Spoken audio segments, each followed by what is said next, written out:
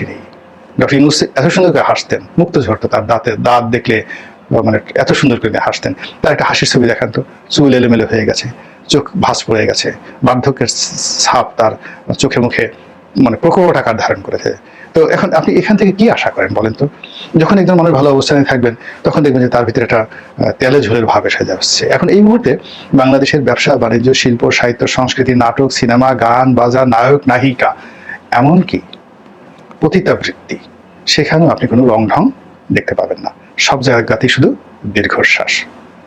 আল্লাহর কাছে প্রার্থনা, আল্লাহ রাব্বুল আলামিন আমাদেরকে বিপত্তি এবং মুসিবত থেকে হেফাজত করুন, হেদায়েত দান করুন। দেশবাসী, আপনারা যে যেখান থেকে ভিডিওটি শুরু থেকে শেষ পর্যন্ত দেখেছেন আপনাদেরকে অসংখ্য ধন্যবাদ জানাই। আর যারা এই ধরনের নিউজ লাইভ দেখতে ভালোবাসেন তারা অবশ্যই ইউটিউব চ্যানেলটি সাবস্ক্রাইব করে রাখবেন আর এই ভিডিওটি শেয়ার করে অপর ভাইকে দেখার সুযোগ করে দেবেন। তাহলে সবাই ভালো থাকবেন, সুস্থ থাকবেন। দেখা হবে পরবর্তী কোনো দেশের আপডেট খবর অথবা নিউজ নিয়ে। আসসালামু আলাইকুম।